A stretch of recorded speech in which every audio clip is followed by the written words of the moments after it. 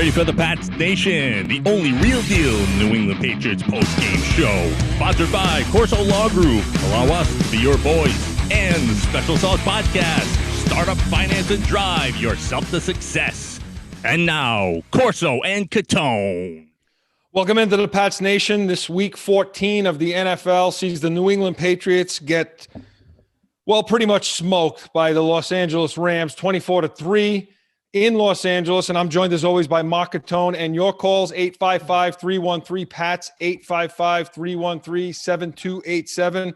Also join us on YouTube on our live chat. Joe has that up right now. Chat in. We want to hear your thoughts. We've got post-game coverage. Got a lot to get to, Mark, and none of it's really good. So, I mean, let's jump in, Mark. Your impressions of this game. It was a disgrace, Chris. They got beat on every aspect of the game: offense, defense, special teams, coaching, you name it. They were out. It was awful. It was absolutely awful. This team is default of talent. It was a pitiful performance. It was like they didn't even want to be there. I didn't see any energy. I didn't see any effort. I haven't seen an effort this bad and a performance this bad in a long time. It was bad. Yeah, and I guess we should just jump in with the off. I will say that the special teams had a couple of decent punt returns. I mean, you know, they didn't have many opportunities. I will say that I feel like for as bad as New England was tonight, I feel like the Rams, this score should be a lot worse than it is, I think. Oh, absolutely. I agree. I agree. Listen, I think just real quickly on them, I think Jared Goff's, I think he had a terrible night. Jared Goff, I think, stinks, but that's how bad New England is, Chris. And his counterpart on the other side, you know, was worse. The Newton experiment is over. Newton needs to go to the bench. Right. And you just need to let the kids sit and play for the rest of the year and see what you got, because you're going to have to figure something on a quarterback for next year. So can this kid Stidham actually play? Nobody knows. So give the kid the ball for the next 3 weeks, see if the kid can actually play. And then you at least can make some decisions in the offseason. If he can't play either, okay, fine. So at least now you've determined you got nobody on your roster can play quarterback. Yeah, I mean, you got to figure it out. Look, Mark, again, it's the same stuff we're seeing with this guy every week now.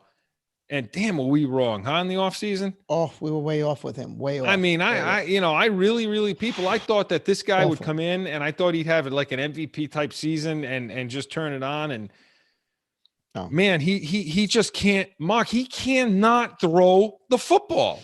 Chris, it's getting worse. Chris, during the pregame, interestingly enough, we were talking about it on last week's show. Terry Bradshaw was on, and they were showing. They gave him the football, and he was showing how he rocks back and he goes like this, and he was mimicking how he throws the football. And they said they've never seen anyone throw the football like that. In fact, they said he didn't throw the football like that, so they don't know if it's a product of the injuries.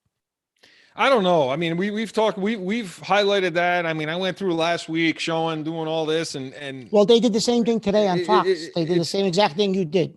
He's pushing the ball out, Mark. He's just throwing his entire shoulder into the throws, and they're going onto the ground. They're going over people's heads.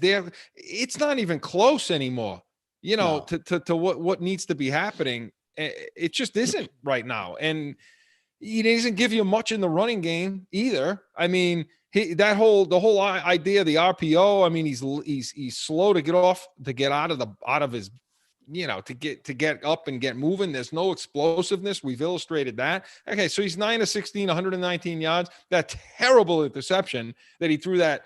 Yeah, okay. Donald was holding. He was holding Harris just a little bit, and it's in the box, so you're not getting that call. But you know, it's between the tackles, so you can get away with that. But if you're Cam Newton, every other quarterback in the league throws that ball where, Mark? Right at the feet. But Chris, that ball should have been thrown at the feet of Harris. It's a busted play. But Chris, I don't even know. Yeah, it should have been thrown at his feet, but I don't even know what he's looking at. Well, I mean, it was a screen. It was a screen setup. No, I get it. But what would make him? No, I get that. But what would possess him to to throw that. Release the ball. Yeah, I don't, well, you know, he's you know not, what I I mean? don't know what he's paying attention to. I really don't. I'm not sure, but I'm with you. I mean, the experiment's over now. At this point, for people who are saying, well, you know, you can get Cam Newton cheap and he's a bridge guy. He's not a bridge guy to anything right now. The man cannot throw a football right now. He can't throw the football. No. And it's clear as a bell. And in this league, yeah, they've been getting away with what they do and running the ball and all of that. And, you know, collectively they rushed for 107 yards tonight. But you can't be any type of an effective team. You can't even think about a playoff team, you know, running the offense the way they've run it here. I mean, again, and Mark, so okay, with Cam Newton. So, I think we both agree on that. He's just not – that's not what this team needs. They don't have – I mean, you can say, well, okay, the receivers stink. They're no good. They're not getting open. They can't get open. Tonight, Chris, let's look at the receivers tonight, right? So since we're talking about this game, there wasn't many situations where they were open. I'm going to be honest with you, Chris. You could count them on one hand. He missed a couple. He might have missed a couple of guys that were open, right? But for the most part, Newton can't throw the ball. We've established that. But the receivers, Chris, it's just, oh my God. Tonight was really glaring. Yeah, no, I don't know. I'm Mark. You know, see, here's the on some. I understand why you're saying that, because on third, you see it on third down on long yardage. There's just blanket coverage and they can't get open, right? And it's just that's it. There's nothing to do there. But Mark, for the most part, and other, you know, in the flow of the game, I thought that some of these guys did a decent job of getting open. I mean, Bird was open down on a post pattern that would have been a touchdown. But Chris, Bird is open like that constantly. But is Bird really open, or is that after the fact when the quarterback's already taken his eyes off the field because he's running for his life, and all of a sudden it looks like Bird's open? To me, he was open. All right. He was open. Okay. I mean, you just go down the numbers right now. Even Harry had 3 catches, 4 targets. So Demir Bird, 8 targets. He had 5 catches, missed 3. And the 3 that were missed were bad throws. Jacoby Myers, again, 5 targets, 4 receptions. James White, 2 targets, 1 reception. So, I mean, these guys are catching the ball when they're thrown to them. If it's thrown in the area, these guys are catching it. But some of these passes, some of these misses, this is on Newton tonight. I can't put this on the receivers tonight. I can't do it. Well, I'm going to put it on both. How's that? I'm going to put it on both because I think they stink. So I'm going to put it on both. I think the receivers stink. No, I agree. I mean, listen, I'm not saying you don't got a tight end on the roster. It's a disgrace. Come on, please. Yeah, Let's not just put it on Newton, Chris. The receivers stink. I watched the game too. They stink. Maybe they were open. They were open some of the time. Okay, I'll give you that. They were. But for the most part, those receivers stink. 855-313-PATS, 855-313-7287. Want to hear from you, of course. Anybody who's up and still coherent after watching this debacle and this absolute disgrace. Boy, they tease the hell out of us, don't they, Mark? And it really pisses me off, you know, because don't you feel like they're just going to be an 8-8 team that's going to be screwed in the draft? This is not what you're seeing. If you're 8-8 and you're picking 15th, or 16th, you'll get one of those 3 Alabama receivers at 15, and you have to take one. I'm telling you, we need to pick me up tonight. So, Mark, again, listen, and we need to talk more about the offense, especially in the play calling. But at this point, you know, we want to go to the phones tonight. We have. It looks like we have our little friend. It looks like we have a little friend, Olivia in Arizona. Olivia, welcome into the Pats Nation. You're on. Hi, Olivia.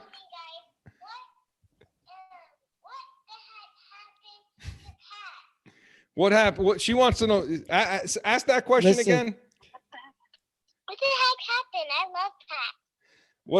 Olivia wants to know what the heck happened. Olivia, listen, we're trying to figure it out too. We don't really know. Mark, you got an answer for Olivia? I got an answer. You know what I want to say to Olivia before I even tell her how bad the Pats are? I'm going to tell Olivia an early happy birthday. How's that?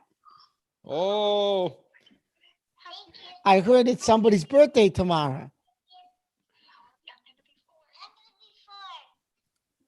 Okay, you're there we go. 4 years old. Well, listen, Olivia, happy birthday, and I promise you, good night. We'll try. Good night, Olivia. Thanks for the call, and happy birthday, kid. Bye. Listen, and we'll try, Olivia. We're going to try to figure out for you what is wrong with the New England Patriots. Okay, we will try to figure that out for you. Unfortunately, Olivia, you're only 4 years old. If you had a bottle of bourbon and a couple of glasses, I'll tell you what's wrong with the Patriots. Well, Mark, listen. Out of the mouths of babes, what the heck happened? She wants to know. What the heck happened? Well, I'll tell you what didn't happen. Okay, what didn't happen was they didn't hand the ball to Harris tonight. Okay, this guy had 11. Mark, last week when we were previewing this game, we said he might have to get the ball 30 times. Okay, to beat this team. He gets the ball 11 times, and don't talk to me about the damn injury because that to me happened late in the game. So, and Chris, so here's the thing with the Patriots, right? It's like, so you're a running team that's you've established the fact you're going to win with the run this year. A team like Tennessee has established the fact that they're going to win with the run. And damn it, Henry rushes that ball 25, 30, 35 times a game. They just keep giving it to him. He's a horse. We got a guy, Harris, that you could probably do that with. And they're not giving him. I have no idea what they're doing. I really don't, Chris. I don't get it. Yeah, Mark, you don't even have to go that far. Just go to this game. Go to this game alone, okay? And look to the other side of the field. That team decided tonight. The Rams decided tonight that they were going to run the ball. They did. Okay? And they got Akers. I mean, to me, Harris is a better back than Akers. Oh, positively he is. Okay, so they decided they were going to run the ball. The difference with that, with what they did tonight, and I tip my cap to McVay tonight because he severely outcoached the New England Patriot entire defensive coaching staff. Okay, which I'm starting to think the Belichick lineage is not, it's not up to par. Yeah. And I'm not sure what Mayo's doing over there. The other kid, the two kid Belichicks, what they're doing over there. Okay, but we talked about this a few defense. Weeks back. They decided they were going to run the ball today, and they used their wide receivers in the running game. They blocked. They came down. They cracked down on the defensive backs and and we're going to talk about the putrid, disgusting defense that was tonight. Also, that lackluster performance in the next segment, but. That's a team that decided they were going to run the ball, and they did. I mean, they rushed the ball 36 times tonight. Okay? They rushed the ball 36 times for 186 yards tonight. So flipping now to our side, why the hell? How can Harris only if Harris is getting the ball this many times, you can pencil in a loss. Period. Now I understand you're down in the game. I get that. Chris, well, that was what I was going to say. But they was only behind and they panicked and they went away from the running game. I don't know what they did. It was. And listen, McDaniels. Since we're talking about they abandoned the run, his play calling down at the end zone. That game could have been a different game, Chris. The play calling was atrocious. When that fourth down, what was that? That's all you could come up with on fourth and goal. Well, first of all, again. Especially against that defensive line, Chris. That's what you came up with against that defensive line? Yeah, an option against that line. An option play. It's absurd. Mark, it's absurd. And that's what I say. McDaniel's got to get it. The whole coaching, the whole team from up start to finish. The only guy you could say had a decent night tonight was the punter again. Yeah. And he had a lot of opportunities, But the punter had a decent night. Gunner had a decent night returning punts. That's about it. That's pretty much all you can say about this game tonight. It seems like, Chris, the light bulb went off on Gunner on special teams after that week where he had such a bad special teams night, and we said, what's he even on this team for? He shouldn't be on an NFL roster, and all of a sudden it was like somebody flipped the switch, and now all of a sudden he's a real contributor in the special teams. He played well. But yeah, Mark, listen. First of all, do you have a problem with the call? Do you have a problem with the fact that they went for it there? Yeah, we talked about this during the game, Chris. I probably would have got myself on the board, taken the 3 points, see if your defense can get a stop, and see what else you could do. But at least get yourself on the board. Stop the momentum. Stop. Get on the board. You got stopped, and now all of a sudden you give the Rams even more momentum. And it's a difference of going into the locker room. Yeah, absolutely. Down 17-6. I would have went for the field goal. Versus 17-6 versus 17-3. Yeah, I don't want for the field goal. I mean, because at that point, the Patriots had allowed 10 points at the half. on defense. And we'll talk again. I know we're on the offense, but the decision is my point. Like the defense had only allowed 10 points at that point. I mean, it was uglier than the score because the Rams, for some reason, they're not able to score a lot of points, off the way this game. I mean, you rushed for 186 yards, although they were long sustained drives. Some of these, one was over 10 minutes, in the third quarter.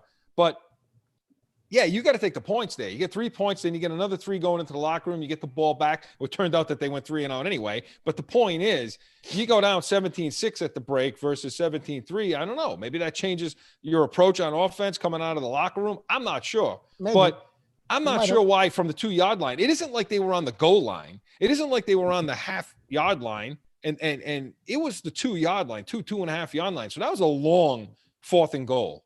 And nothing they showed at that point led you to believe. And again, the play selection, Mark, it was awful. If you're going to run the ball, there, turn and hand it to Harris 4 times. First of all, you can't throw. Yeah, you're right. If you're not going to run the ball 4 times with Harris, right, which you would have been better off doing. Right. I mean, with counters, do different things. I'm not just being I'm not being a fool. I'm not being an ignorant fool, moron, an ignoramus over here saying just turn and hand it to him 4 times. Obviously, I'm saying counters, different things. Get him the ball if you're going to run the ball 4 times. Mark, they didn't even make an attempt into the end zone throwing the ball. I was just going to say that, Chris. You don't even make an attempt in the end zone. I mean, you got the kid Harry.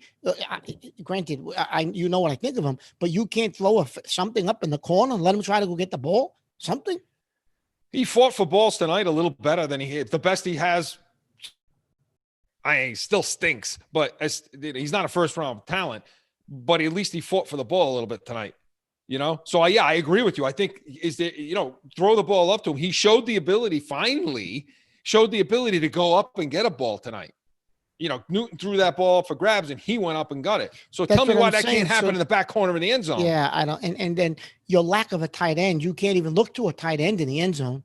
Asi played, but he played all right. I'm not even going to get into the fact you drafted 2 guys in the 3rd round and one's more of a stiff than the other. Those guys stink. Those tight ends we drafted stink. Mark, there's not a skill position besides Harris on this team that would start on any team in the NFL. It's pathetic, Chris. It really is pathetic that you actually moved up in the draft to take one of those 3rd round tight ends. You actually moved up to take one, and they don't play. They don't contribute at all.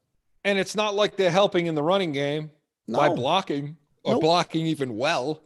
No, Mark, this team, it really, really pisses me off.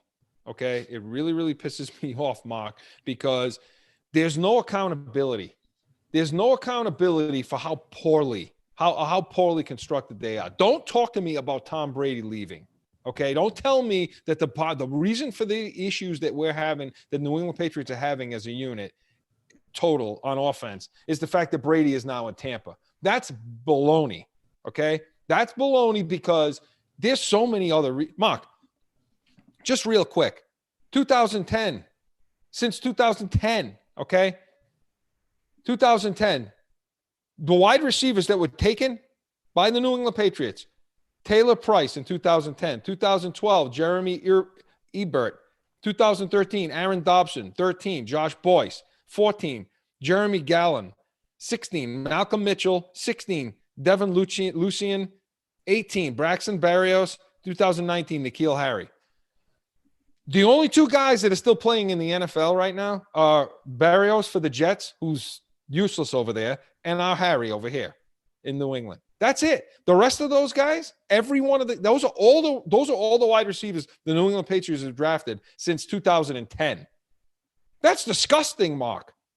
And now one of them still playing in the NFL. And now one of them on this pitiful team would play on any other team in the league. And so we're all wondering about the path to the playoffs and all this other nonsense. Mark. So there is no path to the playoffs. That's for sure. That's over. That ended. So tonight. Offensively, it was disgusting. It was a disgusting display again on offense. They couldn't do anything. And to me, again, there's no excuse for not, and we're going to get the break right now, but there's no excuse, Mark, for running Damian Harris only 11 times in this game. Again, and you know what the sad thing is, Chris? Score was only 17-3. The sad thing is because it looked like it was some sort of a serious injury, a leg injury at the end of the, when he got hurt. I don't think you're going to see him the rest of the season. I would be willing to guess they'll put him on the shelf just because the kid's got talent. And I think that, you got a 1,500-yard rusher possibly on your roster next year. You're going to see your buddy Sonny Michel again next week, and he's going to get significant carries. So your running game is going to be hurt even more next week. Now that you're going to have to be handing the ball off to Michel. Mark. The last thing I want to hear is the name Sony Michel. Well, you're going to hear it next week because I'm telling you, I don't think if he's hurt, you're not going to see them. For what reason would you force, force Harris back on the field? He's on the shelf. That's it. You'll see him next year. When we come back, we want to talk about the defense and that pitiful performance. And I'll just go to break. We'll leave you with this thought. 5 trips in the red zone, Mark. 3 points. Yeah. More Pats Nation after this.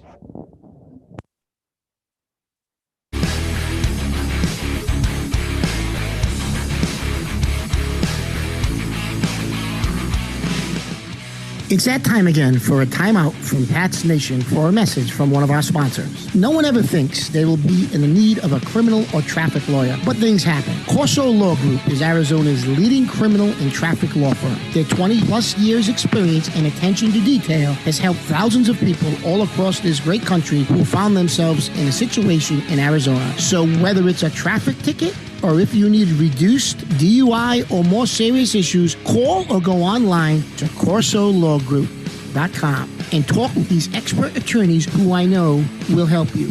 Corso Law Group. Now back to Pats Nation.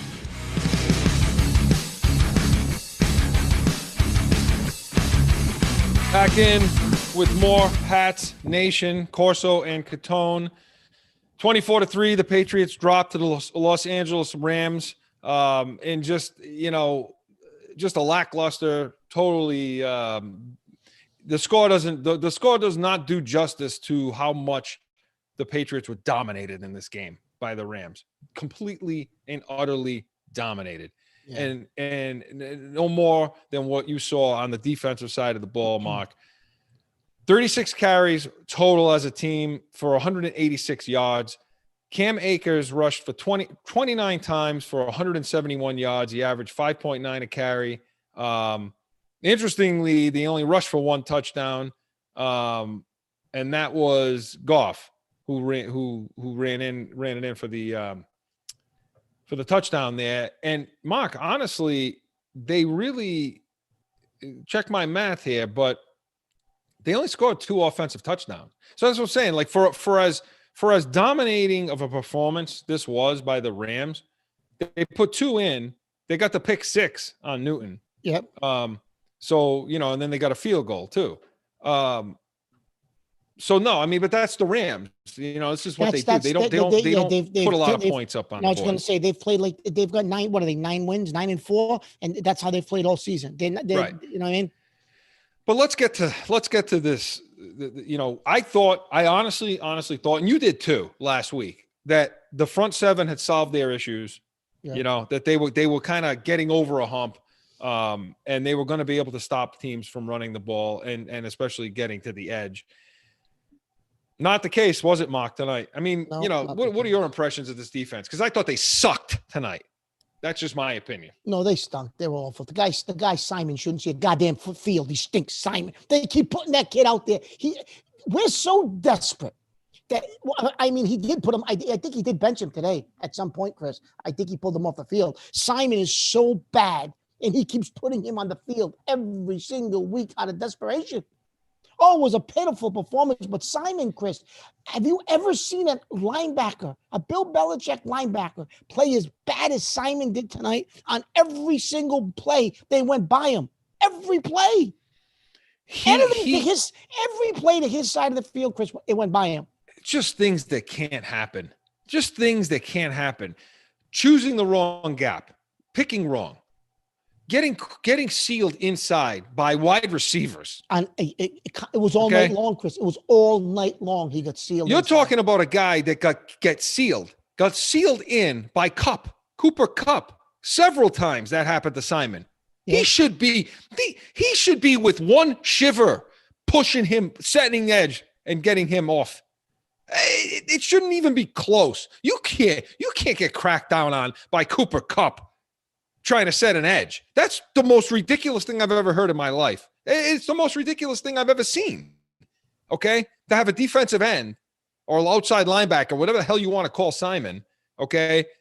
To have a guy like that just crease down by Cooper Kupp, who, what does Kupp weigh? What could he weigh? Please forget it. It's a disgrace. Okay? John Simon, 6'2", 260 pounds, Mark. Yeah, and you're right, Chris. He got blocked down and sealed on the edge all night by Kupp several times, but by a variety of receivers did it to him all night long. I don't even know how it's possible. Okay. What I say was 6'2", 200 what? 60 pounds? Something like that? Yeah. Yeah. Cooper Kupp is 6'2", 208. 208. Like, I mean, we're I mean, I understand leverage. I get it, but that just sucks. It stinks, Mark. It stinks. It's terrible. It's okay. So he couldn't set an edge, and but how about the times where he was there, where he could square up and make a great play? He couldn't make a tackle. And he can't make a tackle. Couldn't make a tackle. Yeah, it was he's bad. Mark, we need your friend back. You'd be better off with your friend. Yeah, back again. Listen, I told you that I would even take him back. That's how desperate I am. I would take him back, Roberts. I won't take him back. I don't care how desperate we are. So again, once again, the edge was so bad. Anytime they felt like it, they could get to the edge tonight.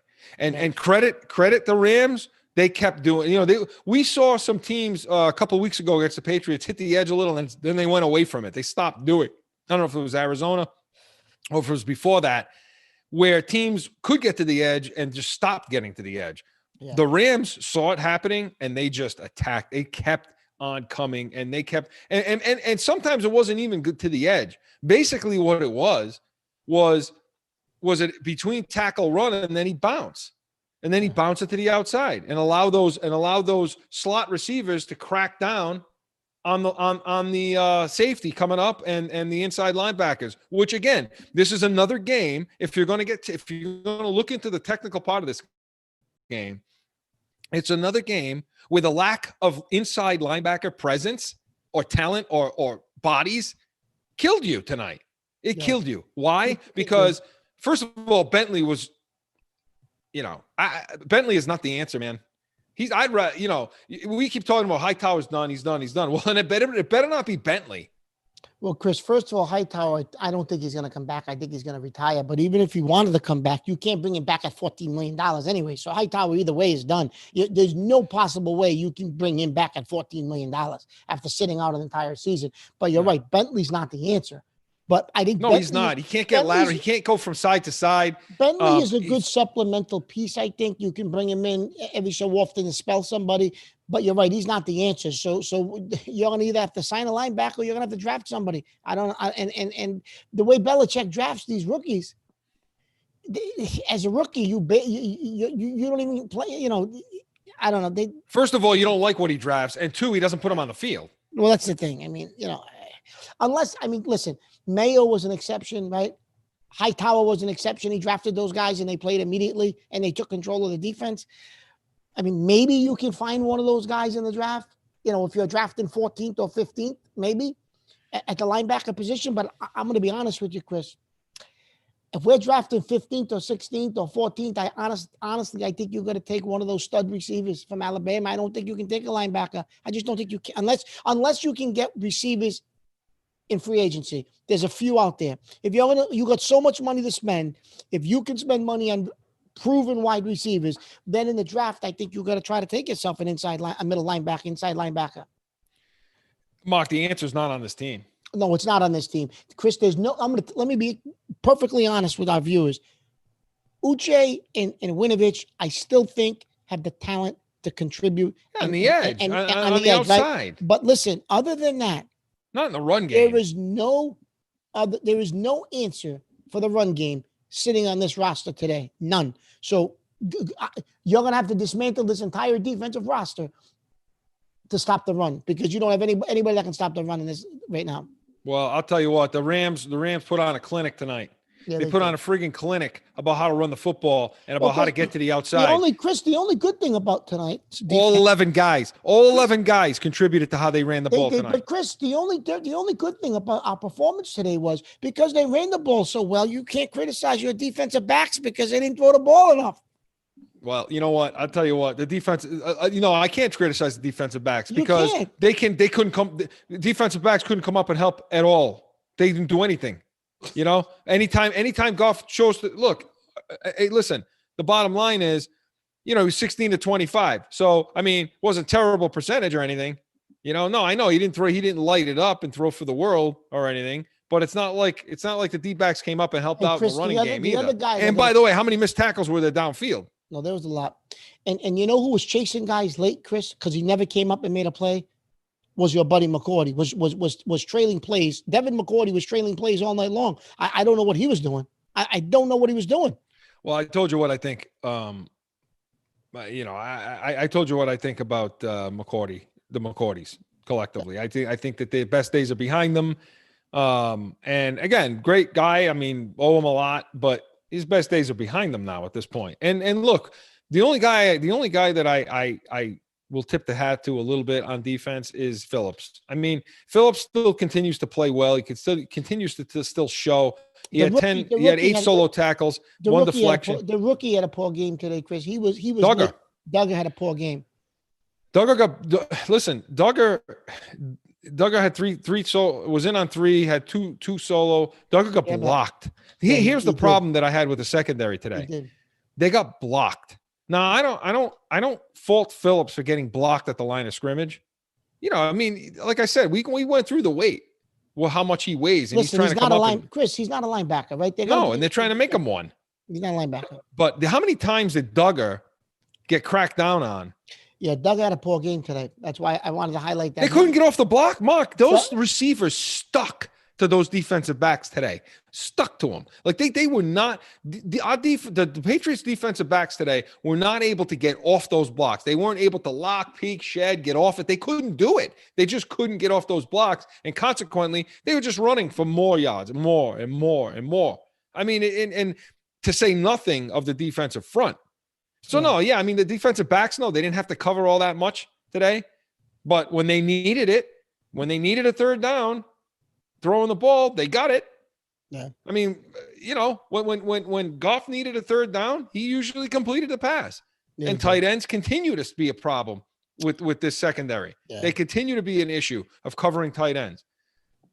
But Mark, you going back to Bentley, there was a play where was it? Was it on the goal line? I can't recall if it was on the goal line or not, or if it was in the center of the field. But there was a play. It was a short yardage situation where, Bentley had him. He was in the gap. In fact, I think Troy Aikman even said it. That was his gap. He was there, Chris, and he got driven back. But Chris, do you know how many times he's done that? Like Cam Akers. But Chris, that's all season long. He's been in gaps. And guys have run over him. He can't make a tackle. Guys have run through his this is all season long that's happened to Bentley. And every week we say, well, you're right, Chris. He's not the answer there. He's 5'10". For Cam Akers is 5'10", 217. He's not 5'10", 217 is Cam Akers. Bentley's not the answer there. Okay. And he ran over what do you call it? Bentley. He ran over Bentley on that short yardage when Bentley should have stood him up and driven him back. A good inside linebacker. It was clean. The defensive front did their job in that and freed him up to come through that gap. And he just got run over. And it went like that. That kind of crap went on all night long on the defensive side of the ball. Wow. Again, you go down the list. What I tell you, always start, Adrian Phillips, he was in on 10. He had 8 total tackles. Bentley had 5 solo and had 9, was in on 9 tackles. But again, How Yeah, but much of Chris- that? but How Chris, much of you know that how shit many- was but Chris, downfield? that's what I was just going to say to you. Do you know how many of those tackles he was chasing guys and catching them from behind after Yeah. they were 15 yards downfield? Right. And here's the other thing. And here's how you can tell that what we're saying is correct. Okay. Because when you go to your front, when you go to your front line, men, okay, you're going to go down the list. You're going to way down because they're past all the defensive backs in tackling. But Lawrence Guy had 3 tackles. Butler had 1 solo. He was in on 3. What does that tell you? Chris, That think tells you that about- the back tells you it was But by Chris- them. Chris, think about how many times they ran the ball tonight, and those are your statistics for your defensive linemen. That's incredible. That's That's your incredible. defensive front. Yeah, that's what Yeah. I'm saying. That's incredible. I mean, Dietrich Wise had was in on 1 solo, was in on 5, had 1 tackle, and then you have Chris, listen. Gilmore, So let me ask you a question. McCourty. Let me ask you forget McCourty. Let me ask you a question. So Belichick is a defensive guru. That's his bread and butter, right? With the Giants, with wherever he's been, defense is that's his thing. What do now you know he's looking at the same things you're looking at, same stats, same. What could possibly be going through his mind? What could he? I mean, it must be killing him that he's putting that defense out there every single week. It's going to be killing him because he's got to look at the tape and say, "Oh my God, what am I watching?" He has to be. If we're disgusted, what do you think he's doing when he's looking at the film? And what happens on a Monday when they're in the film room with him? He must be going ballistic. Well, Mark, I mean, what's he going to do? He can't, and this is the problem that you have with that. To answer that question, this is the problem you have. It's like you got to be schizophrenic or something. He's got to pull himself outside of himself and and Bill Belichick's got to turn as Bill Belichick, the coach, is going to turn to Bill Belichick, the GM, and say, man, you suck. You really, really suck. Look at the people you've given me to work with over here. Yeah. And I agree with you. I understand. The only reason why they have 6 wins is because of a guy like that, a guy like Belichick. But it's his own fault. See, this is where it gets wacky. Okay. Yeah. Because you look at this situation and you say, okay, who's responsible for this? He's responsible for this. Yeah. I mean, he's the man. He's the guy. The problem that I have is there's no ownership in this.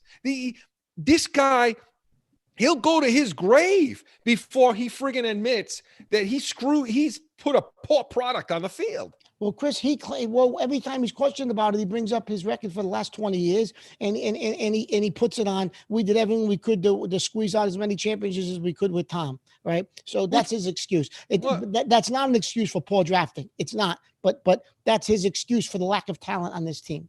Well, it pisses you off. It pisses you off because it's coming from a guy. Okay, it's coming from a guy who trains and preaches to his players to not live in the past. That last year's last year, the year before that's the year before year. That how many times have we heard that rhetoric? It's all constant. It's constant. All the time. That's got nothing to do with this. That's got nothing to do with that. We don't go back.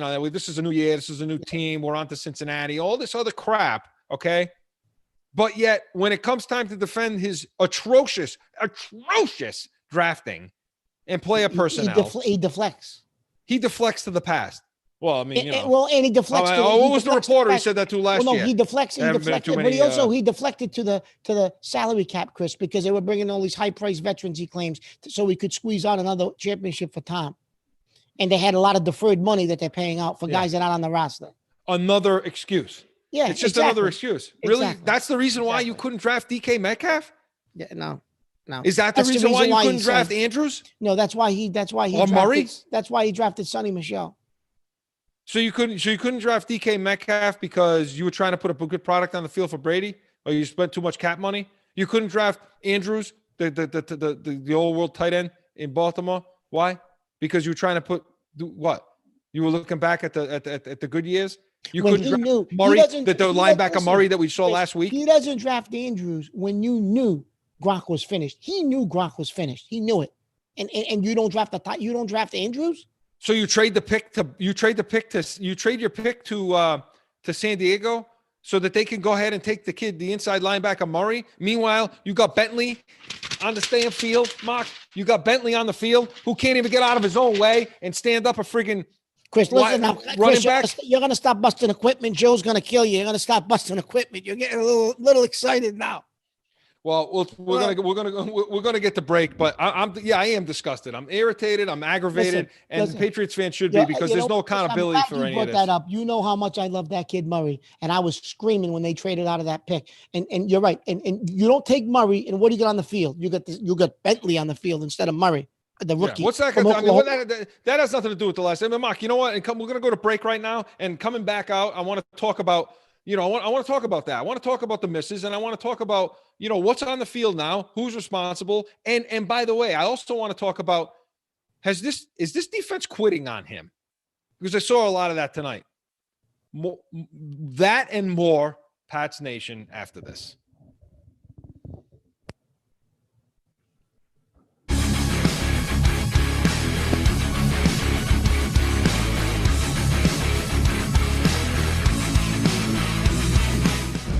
How do I get to the point where I understand my passion enough to communicate it outward and dial myself in so that I can craft my own sauce? But you don't have anyone that's going to give you the right advice. Now you do. We've been discussing where we live and what areas do we want to always talk about. And really, it's startup, it's finance, and drive. We are Special Sauce Podcast.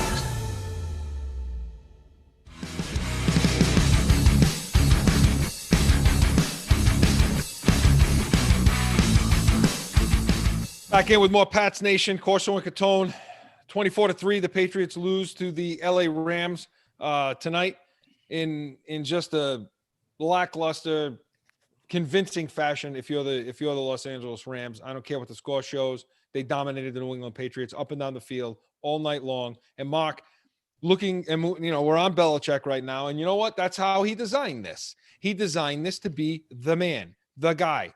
The buck stops here. I make all the decisions. I decide everything. Nobody but me handles this. I take care of player personnel. I buy the groceries. I shop for the groceries. All that crap. Okay. Well, here we are now. The Krafts and Belichick have put a product on the field for the last 20 years, and the fans of this team have demanded perfection. They've demanded championships because that's what they wanted. Chris, let me ask that's you what the Krafts wanted. Okay, so let me ask you a question then. So now you're sitting there as the Krafts watching this year. Yeah. You're watching the product that's on the field. They're smart guys. You don't become a billionaire without being a smart guy, right? He knows what he's watching. So how long will they sit and watch this product on this field if you have another team like this next year before they bring in Bill and say, Bill, look, something's got to give, but you had a great 20 years, but this isn't acceptable. This product isn't acceptable. It's at some point, Kraft's not going to just sit there and watch them put garbage on the field year after year. No, you don't get to a position. And don't get me wrong, Chris, you're going to get a pass this year. Listen, you had 20 years of greatness. The greatest of all time just left. So he's going to get a pass this year. Kraft isn't going to, they'll give him the pass, but eventually it's going to catch up to him. I don't see enough talent on this team, Chris. They need such an infusion of talent. I don't know if you even become a playoff team next year. I don't know. First of all, you don't want a quarterback. If you can't answer the quarterback question, you're not going to be a playoff team next year either. Well, to you're answer going to be your one question, of these teams, Chris, like you said. You're going to be one of these teams that's 6-10, 8-8 for years if you don't get a quarterback. Well, to answer your question, the first question, when does Bob Kraft step in or Jonathan Kraft and say, Bill, timeout, enough is enough here. You're who you are. We get it. You're the great Bill Belichick. There's 6 banners up there. You're a big reason for that. Tom's a big reason for that. Got it. All that. But we've developed, look, Bob Kraft didn't get to the position he's in business and just in all his ventures. Okay. By settling for mediocrity. He just hasn't. He doesn't. No. So, okay. Now he did for the first part of owning this team as he got his feet wet and understood how the game works. Okay. For that first several years of from 93 to 2000, first 7 years, figuring stuff out, but he still went to a Super Bowl with Bledsoe in 96 and had some pretty decent years. No, I think it's one more. I think if it depends on what that one more is. Because I think if you go into this offseason, if you go into next season and your cornerback situation is not at least solved in the sense of there's a plan, and we're going to get to that in a second, the second part of your statement about the quarterback, if they don't have some sort of a plan there and they don't have some infusion of talent, no, I think after next season, I think that's that. I think the Crafts are going to say, hey, Bill, either the game's passed you by or the players have stopped for you. Either way, it's not working and we're not producing what we need to produce. That's it. It's time. Graciously walk away, and be done. Yes, even Bill Belichick. Even Bill Belichick's got to be held accountable. And I think the conversation is going to happen in this offseason of not, hey, you're on the hot seat, but hey, Bill, what's the plan? I now want to know the plan. I now want to know. See, if I'm Jonathan Kraft, and I say Jonathan Kraft because I feel like he's taken more of a role now than Bob Kraft is in the operations.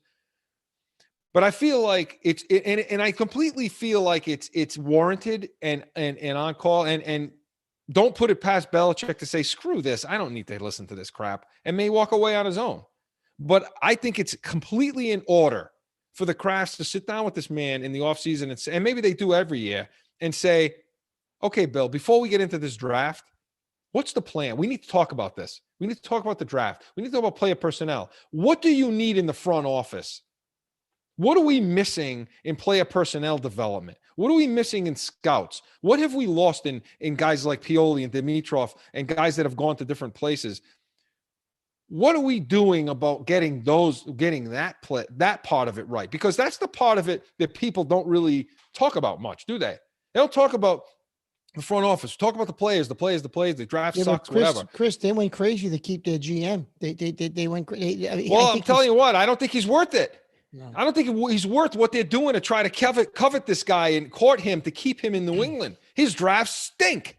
And if Belichick is sitting there, and look, we keep saying Belichick's the guy. He's the guy. The buck stops with him. Fine. But Mark, look, we're not that stupid. And and I don't think anybody out there is that naive to think that Belichick is working around the clock 24/7 and is constantly looking in season at college players and development. He's got people doing this stuff for him.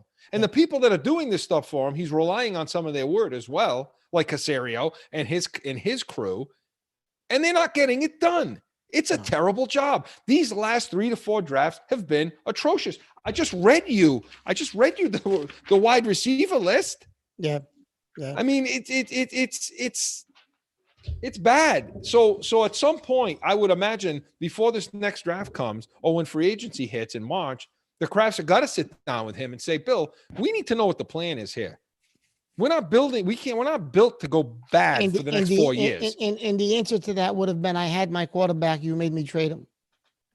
Oh, okay. Well, then if he's going to be okay. And he'll pull that card. He'll say, I had my quarterback, you made me trade him. Well, then you know what, Mark? I'll tell you what. Then Belichick is not the kind because of I'm telling you, he's not the kind of person that I think he is. Chris, I'm telling you that still bothers Belichick that he had to trade that kid because that was his succession plan, was that kid. And it kills him that he had to get rid of him. It kills him because that was he had his guy. At least he thinks in his head he did. Yeah. Okay. So then let me tell you, that's a real 3-year-old response. I can tell you that right now. No, it is. Our friend Olivia would have a better response than that. That is not. See, I don't know about that because I mean, behind closed doors, I know what the perception is of Belichick, that he's just hold your breath, be a baby, and he's shown that to the media. But I'm hoping that behind closed doors, I don't know how you listen. I don't know how you could be as successful he is. Listen, behind closed doors, Chris, I think he says to Bob, listen. We effed up. We traded Garoppolo. We should have never traded him. Listen, Bob, I'm not saying we won championships, whatever, but we effed up. We should have figured out a way to keep that kid on this roster because that was the kid that we were going to have a seamless transition between Tom to him, and we would have continued to train. All right. Then you know what, Mark? Let's do this. This is a good exercise. To take care of the egomaniac, you made me get rid of Garoppolo. Okay. Then, this is a good exercise then. Then I'll play the other role then. Okay, I'll play the other role. So here I am now. Here's now Kraft's response to that. Yeah, okay, Bill, I can appreciate that. I can understand that. So let's get to work right now. Let's get to work on getting in touch with San Francisco. Okay. And let's get him out of there and get him back over here. But Bill, I have a question for you now in response to that. Okay. Who's he throwing the ball to? Why isn't DK Metcalf on this team? Why isn't Andrews on this team? Why isn't Deebo Samuel on this team? Why isn't Brown on this team?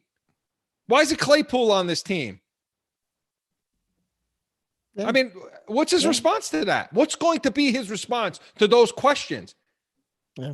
Okay. Because again, to me, it isn't just about the damn quarterback right now. It's not just about the quarterback right now. Because let me tell you, if you took if Aaron Rodgers said, you know what, screw this in Green Bay, I don't like what's happening here, I'm out. And he came to New England right now, you think they'd be any better? Yeah, they'd be better, but would they be better? Markedly better? I mean, would they be 3-4 wins better right now? No. They'd be 2 wins better. They'd get in the playoffs. Okay, but are they a championship team? They probably beat Seattle and Buffalo if with Aaron Rodgers.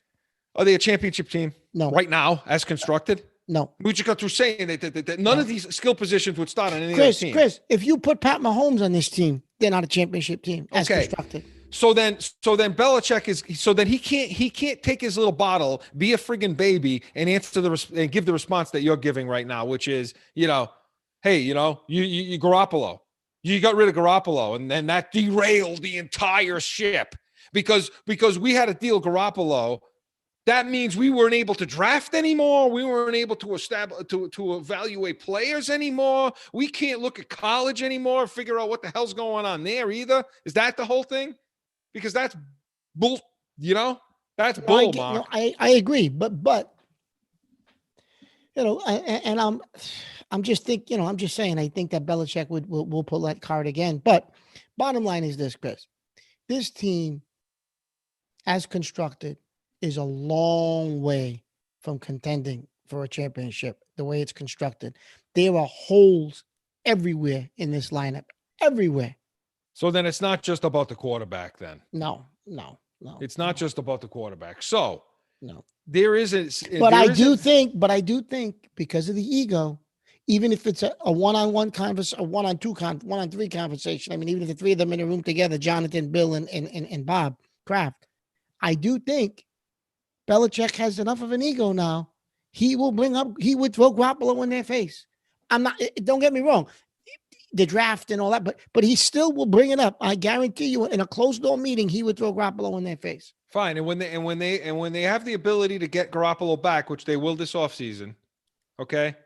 If you get Garoppolo back on this team, then what? Because I'll tell you something else right now. I'll tell you who else is gone, who sees the writing on the wall, and he's going to get right the hell out of here, is McDaniel. Yeah. Okay? McDaniel's going to take that. McDaniel's going to end up in San Diego or L.A. That's where he's going to be. He's going to go coach that young quarterback over there. Okay, because everybody's saying, oh, he could go to Tampa if they get rid of Arians. He ain't going to Tampa because he ain't going to a place to coach Brady for a year, because when Brady leaves, that place is going to be a 2-14 team. You'll be fired again in a year, 2 years. Oh, it's a mass exodus. That's going to be a mass exodus when Brady walks out of that joint. Godwin's going to be gone. Yep, the Chargers. Evans, all of them. The Chargers would be a good place for McDaniels to go work with a good young quarterback. Right. Yeah. So I think that, I think that the losses I'm one of these people that Chris, considers coaching a big deal. Let me ask you a question, Chris. Yeah. Does Belichick walk away this year and say, "Listen, I'm tired"? Does he walk away? Well, I can tell you this right now: if he does. If he walks away while Brady is still playing, okay, I don't know that for as many rings as he brought to this place, I don't know if he'll ever be forgiven, because you walked away and you butchered this lineup.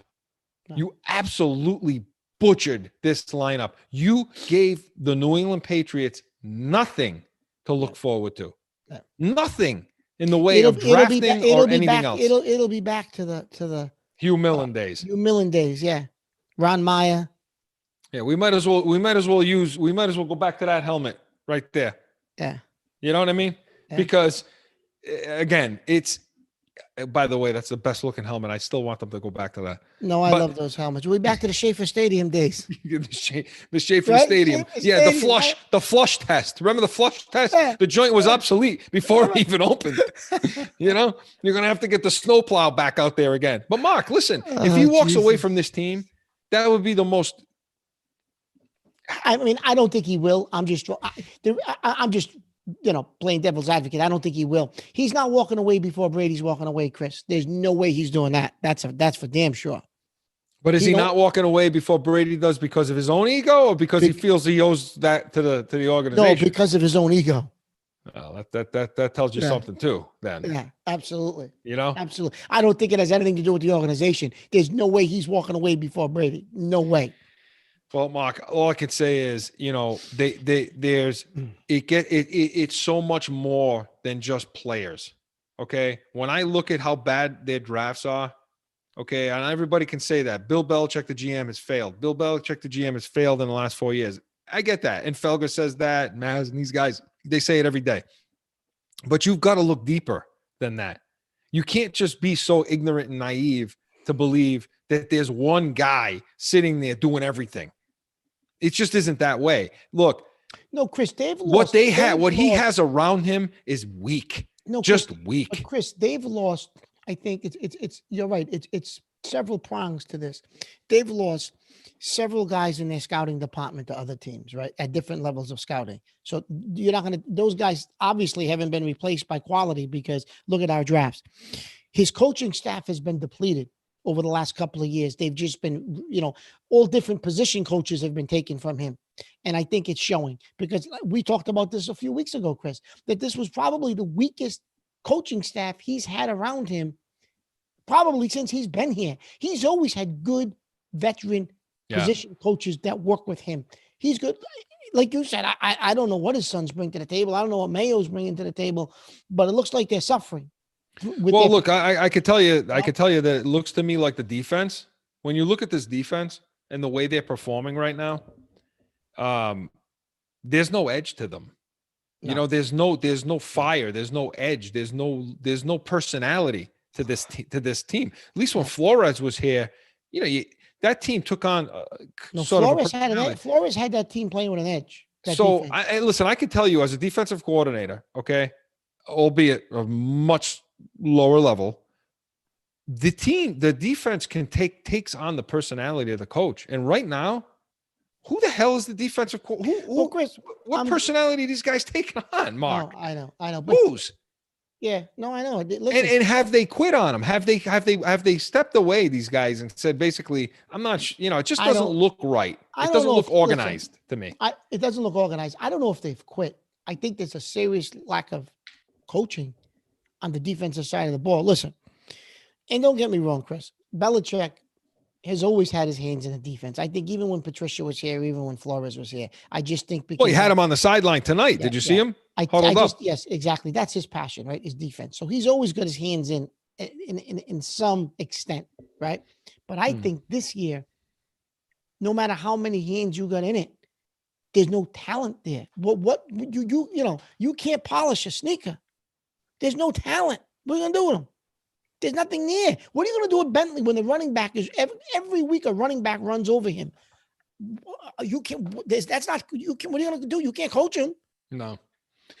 Mark, they have to solve their front office. They have to solve their player personnel department. They have to solve their scouting department. They have to solve their general managers department. They have to solve their draft preparation, their evaluations. Hey, Chris, they got to draft. They got to solve that. Listen, you and I have volunteered on many occasions. Listen, to go into that draft room. We'll do it for free.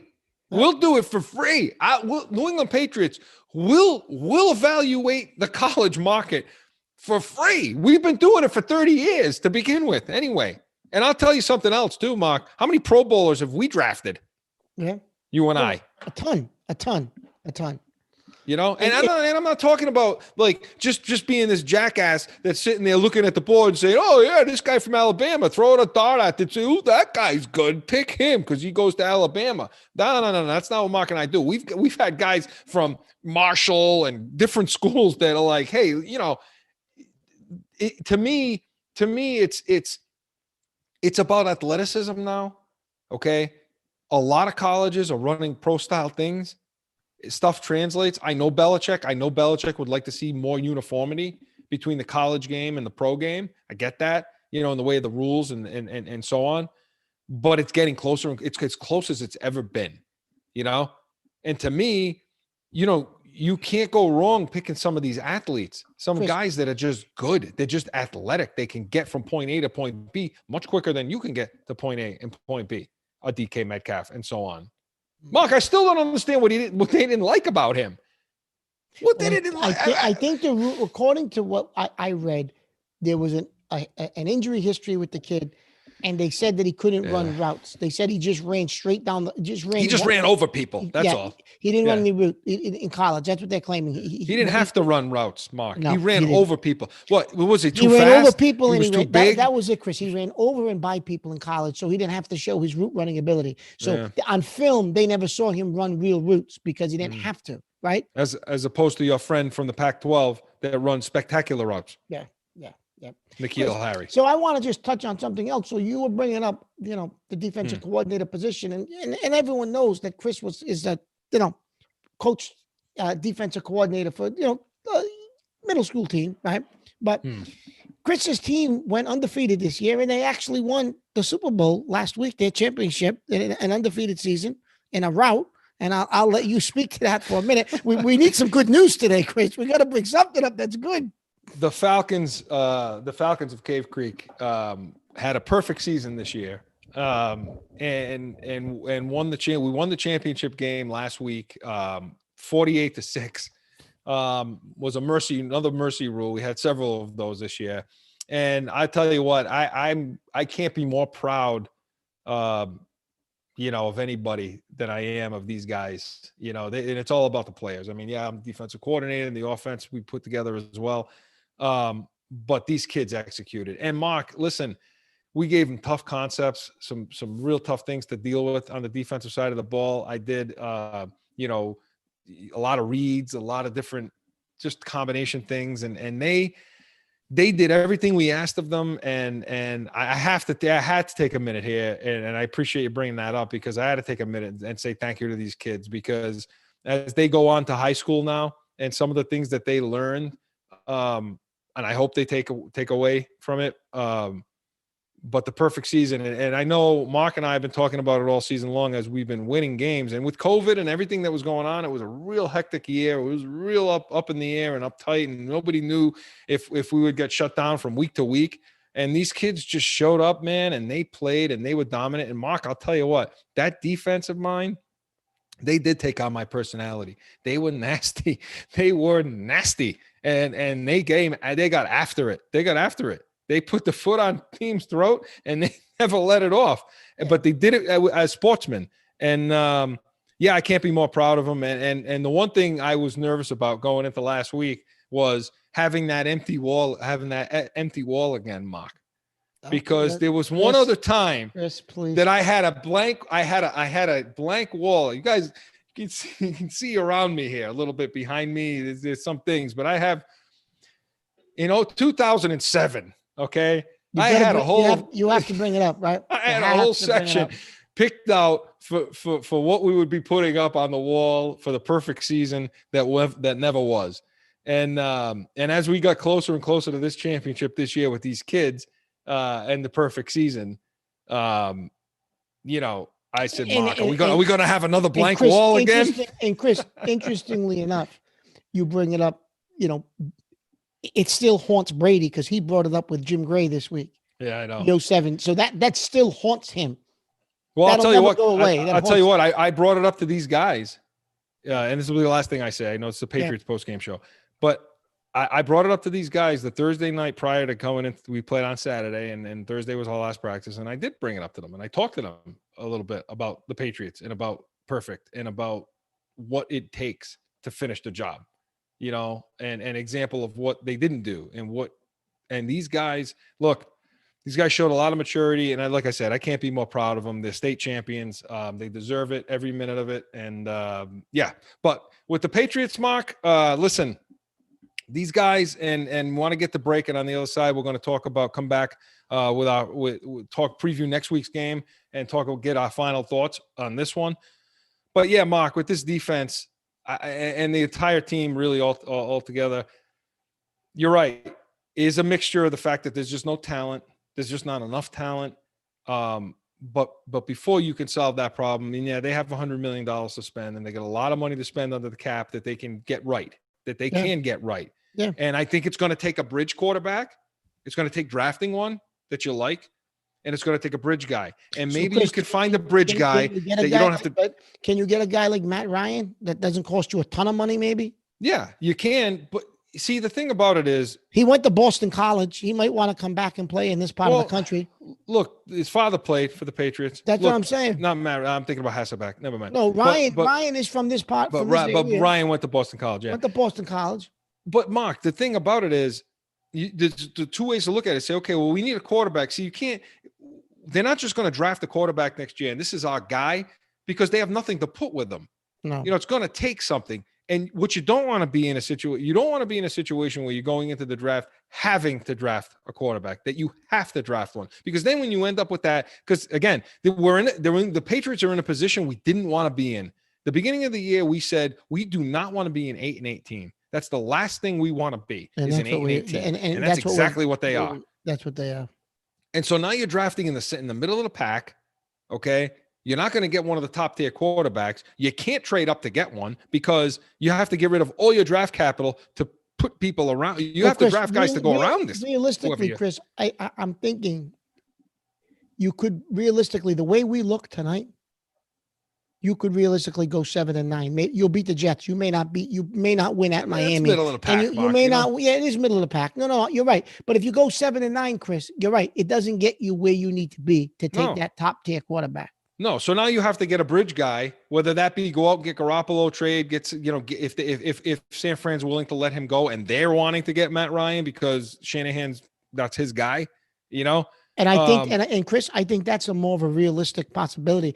I think Shanahan might go get Matty Ice for 2 or 3 years, even and say, you know what, he can win us with this team and my defense. When my defense gets healthy, and you may see him move on from Garoppolo. Then, Mark, I have no problem with that. I have no problem with them doing that, as long as they now take that $100 million, okay, and now put pieces around. Because you can build around a guy like Garoppolo. You just got to keep him on the field. Well, Chris, you got the running back, right? If Harris, you're assuming, even if he's hurt right now, you're assuming you got your running back, right? Mm-hmm. You got to go get receivers. And listen, you need a tight end, Chris. Your tight end stink. None of those guys in that tight end room are the answer at tight end. They're just you're going to have to solve your problems at the defensive line. Because I don't know that they're going to be able to re-sign Butler or Guy, or even want to. You're going to have to solve your problem at the defensive front. Yes, I think on the outside linebacker spot, you got young up and coming guys. You got to solve 2 spots on defense. Okay, you got to solve the defensive front, and you got to solve inside linebacker. And then, Chris, let me ask you this. Let me bring this up too as a possibility. And by the way, safety. You're going to see, I think, guys that we've lost over the last couple of years. There was at least 3 or 4 that have gone to Detroit. I think you're going to see some of those guys get released from Detroit. They were only signed because they were Patricia guys, and they made themselves a little bit of money for a couple of years. You're going to see guys get released from Detroit who contributed when they were here, because Patricia's not there anymore. Do we go back and pick one of those guys up like Danny Shelton, like Collins or a Danny Shelton, or because Shelton played well last year for us? Because I wouldn't be surprised if you see Detroit move on from those salaries, because those were Patricia Patriot guys, and whoever the new head coach is may say, you know what, we can shed some cap money and get rid of these Patriot guys. Those are Patricia guys, Well, listen, those guys and others will be an upgrade for what they have now. So, exactly. Absolutely. When we come back, we're going to talk about the upcoming game against the Miami Dolphins, which is a 1:00 Eastern kickoff time. Get back to our normal 1:00 time. It won't be the middle of the night when we're on again. We'll be on 30 minutes following. We want to get to that and our final thoughts on this game. More Pats Nation after this.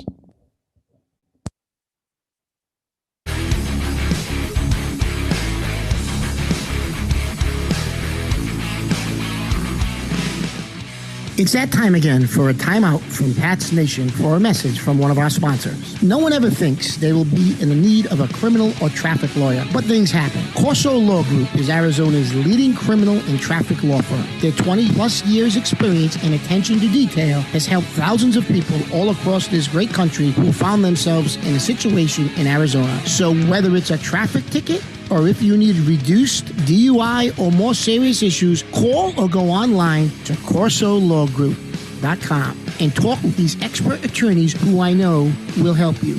Corso Law Group. Now back to PATS Nation.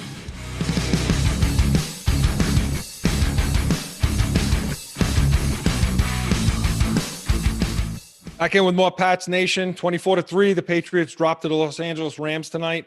And Mark, moving into next week now, and listen, Mark, we didn't get to our Brady Belichick segment, and that's always sponsored by Studio 42 Graphic Designs. Look, real quick, Brady gets it. I don't care. That's it. Do we need to even bother? Brady gets it. Brady gets it this week before he even plays, and I think they play Minnesota. He gets it because the Patriots sucked tonight. But Chris, you know what's funny? If they lose to Minnesota. Yeah, one less loss. They got one less loss than us. They got 6 losses. We got 7. They're not going to lose to Minnesota coming out of the bye. No. They're not going to lose to Minnesota. No. I know. I'm just saying. But again, let's just give it to Brady now. And of course, again, but I want to give Studio 42 Graphic Designs their props. They sponsor that segment every single week, and look for them. Chris, if they do lose coming out of the break, it's going to get ugly down there. Real ugly. Oh, my God. Real ugly. Because I think they're going to drop one of those Atlanta games. I think they are too. I think they're going to lose in Atlanta. They're going to lose in Atlanta. They absolutely are going to lose in Atlanta. I think. That's my prediction. My prediction is Tampa will lose at Atlanta. Listen, if they find a way to lose to Minnesota, okay, who I don't think is a very good football team either, is a mediocre team.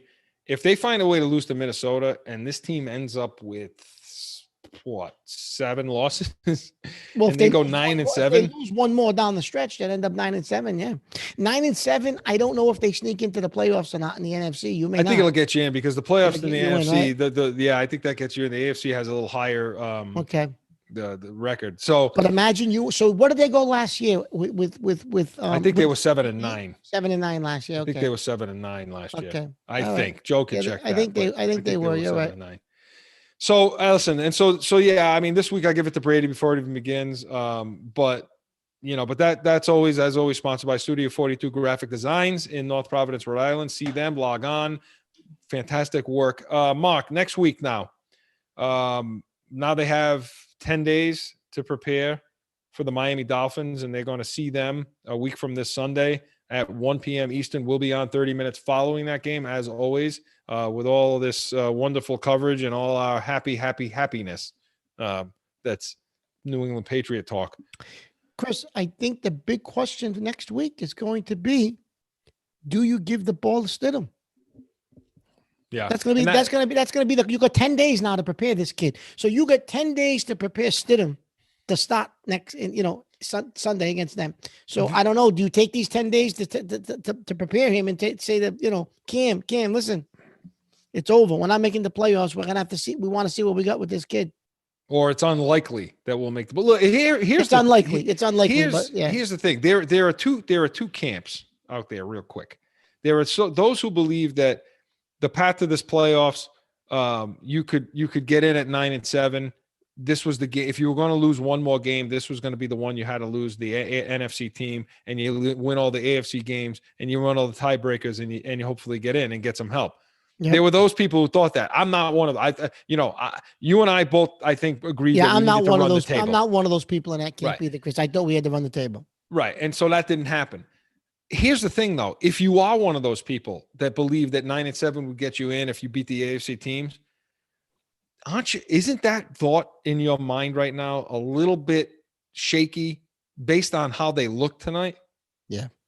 Because, I mean, it's one thing if you played the Rams, you played them tough, and you lost a tight game, and you know what I mean? But they look bad tonight. Yeah, they look like a defeated football team that wasn't prepared. They were out-coached. They were out-physicaled, Okay, and I guess that's what pisses me off more than anything else, Mark, is how physical they were. The line of scrimmage was just Well, Chris, the offensive won line had a by bad them. game. What did they have? 6 sacks in the second half? Yeah, it was disgusting. It was disgusting. I mean, the who was playing on the edge, for win, Luminar or no, a newer, Yeah. he was terrible. I mean, they were bad. They were bad, and Chris, the line of scrimmage was terrible tonight. Chris, and don't when you forget look now, at next week you also have Flores, who he's going to have some type of a game plan to play this offense. Well, Bill Belichick, former Patriot coaches usually have some success against the Patriots. And look, their track record going down to Miami isn't good. They don't like it. They just don't seem to play well. It seems to be a house of horrors. They're in Denver.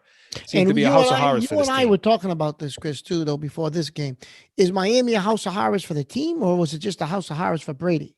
It always seemed like it was for Brady, though, wasn't it? Yeah, it did. It really did. So maybe that changes that Brady's not there anymore. Do they know how to beat the Dolphins? Yeah, they know how to beat them. Are they, here's the thing with the Dolphins, okay?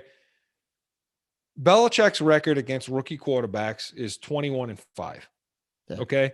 And here we go with Tua coming in. It's a rookie quarterback. Very much in the mold of a Watson. Okay? So they'll have a formula to try to beat him. And again, Mark, this is this up and down season that we keep talking about. This is the 8-8 that they are. Yeah. The minute we have them dead and buried, they win again. They're going to come out and win this game. Yeah. Then they'll come out and lose against Buffalo. Yeah. And then they'll beat the Jets.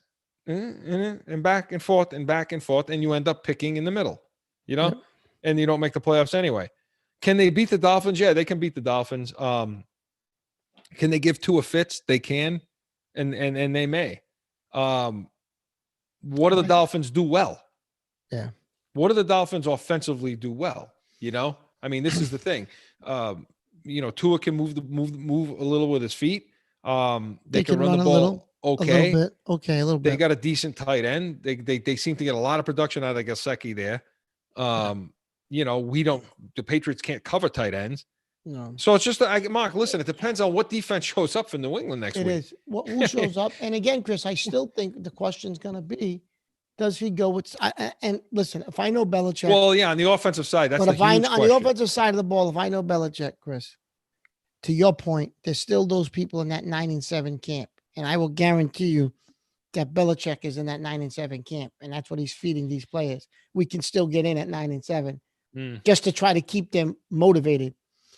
And if that is the case, I don't know if he makes the switch to Stidham. But I was just about to ask you that, because if you think they still have a chance, he'll stay with Newton. Well, but let me ask you. But why after his performance? Right. If you think they still have a chance, then maybe it is better to go to Stidham to win this game. Yeah. Listen, I think you got to give this kid a shot. Just listen, throw him out there and see what he can do. Let him start an entire game and see what he does. Yeah. It's 10 days. If you were going to do it, this would be the time to do it. You got 10 days to prepare the kid. This is exactly, Chris. This is the time to make the move now and see what happens with the move. Right now, can you beat that team down there? There's going to be a lot of motivated guys on that defensive side of the ball for Miami. There's going to be a lot of guys motivated to beat the New England Patriots next week. I really wish Harris was playing. I based on what we saw in the field tonight, there's no way. I'm pretty sure Harris is out. I didn't quite see the injury. So I didn't either, but he was pounding at the ground. So he was in pain. Whatever he hurt, he was in a lot of pain. I will tell you that. You could see it. And then of course they switched the camera angle. So you didn't see, how he went, I don't think they brought the cot out, Chris, but he would look like he was in significant pain. I picked it up when they were talking about that, where they said just before the cot was coming out, he got up and walked off. So yeah, I mean, you may not see him. Look, can they beat the Miami Dolphins? Yes, they can. It just depends on what team shows up. It depends on what coaching staff shows up from top to bottom. But again, it's going to take the same kind of thing. If you're running the ball 11 carries, if he does play Harris, that's not going to be good enough. It's not going to be good enough. I just hope he didn't hurt a knee, Chris, because that takes you into the beginning of next year where maybe he's not even ready for training camp. Well, we'll take a close look at that, and we'll see what happens. And that So that preview is brought to you by Jag Media Productions. The preview of the Miami Dolphins, who again take on the New England Patriots in Miami 1 week from this Sunday at 1:00 Eastern. We will be on 30 minutes following that game with your post-game Chris, coverage. Before we log off tonight, quick thing. So, because I read this week and I wanted to bring it up and I didn't. Somebody mentioned Fitzpatrick as a bridge for 1 year. Why would we want to bring in Fitzpatrick? He doesn't do anything but win. That's, I guess, he wins games. But somebody brought that up. That would he'll be available because Tua is definitely the starting quarterback next year. Would they bring in Fitzpatrick for a year? He's a winner. He wins games. He finds ways to win, doesn't he? For as big of a joke as everybody claims to have with him, everybody uses his name in a punchline. Yeah. But he wins games, doesn't he? I read that his winning percentage is a hell of a lot better than Newton's is. Yeah. So I mean, we'll see. But it'll be that game. We'll be on following. But Mark, final thoughts on this one. Tear it up and throw it out, right? No, but a couple of weeks ago, Chris, I brought up mediocrity, right? And that's what we're a mediocre. We're just a middle of the road team, like you said, Chris. We're an 8-8 team, 7-9 team, and that showed again tonight. That's what we are. Right? We actually played a good team tonight. We've won some games, the last several games, but we've beaten bad teams. Okay? This wasn't a bad team. We played a good team tonight and we lost. And because we're not a good team. And that's my final thoughts from tonight. We're just not a good team. We're a mediocre team, and we're an 8-8, 7-9 team. That's all we are. We're not a playoff team. I don't believe we're a playoff team. And, we're just not a good team. That we lack talent. A team that is motivated, that has talent and is well coached, like the Rams, okay, who was the first place team in the NFC West. A team like that, and that's strong on the line of scrimmage, like we saw, will show you what you really made of. They'll show you what kind of team you really are. And the kind of team the New England Patriots is just what Mark said. The New England Patriots are a mediocre team at best. I would say mediocre to bad. They're not even, I'd say they're less than middle of the road. Coaching gets them over that hump. Okay. Coaching gets them over that hump. Yeah. But talent-wise, skill-wise, coaching, I'm talking about assistant coaching, player personnel-wise, they're a less than mediocre team. They're worse than mediocre. Okay. Belichick bridges the gap for a lot of that, but he's responsible for most of it. So what do I take from tonight? When you get dominated at the line of scrimmage, the way the Patriots did tonight, there's a back to the drawing board mentality that you have to see, that you have to look at here. And it's got to start at the top. It's got to start at player personnel. It's got to start at ownership. It's got to start at head coach, and it's going from there. It can't just start with players. It's got to start with the evaluation of what you have and what you need to bring in. And if they don't solve that, there'll be an 8-8 team and a mediocre team for several years to come if they don't fix this. Okay. Mark, some people to thank tonight before we say our goodbyes. Want to thank the people over at Special Sauce Podcast. Also want to thank the people from Jag Media Productions, Corso Law Group, Arizona's leading criminal law firm. Allow us to be your voice. Studio 42 Graphic Designs in North Providence, Rhode Island. Also want to thank the people over at Mountain View Home Watch and Security, Scottsdale leading private home security firm. Also want to thank, as always, our lead man. I want to thank Joe Guarneri, our longtime producer and director. And Joe, if you're still awake, he's up. It's Joe. You still awake? You still up, buddy? Okay. So Joe's still awake. I know it's late out there. We appreciate the people that tuned in tonight. Mark, I know you're on fumes. Join us next week. These games are tough, Chris. I don't necessarily have the energy after these games to go. Especially given what we looked at tonight on the field. It was awful. So join us next week. The New England Patriots travel down to Miami for a 1 p.m. kickoff, 1 Eastern kickoff time, a week from this Sunday. We will be on 30 minutes following with all coverage, post-game interviews, talking about our analysis. We want to hear from you, get your chats in. Joe will have this up this week on YouTube for you to go back and watch and look at previous shows. We encourage you to do that. Again, the Patriots dropped this one 24-3 to the Los Angeles Rams For Marcatone, I'm Chris Corso. So long, everyone.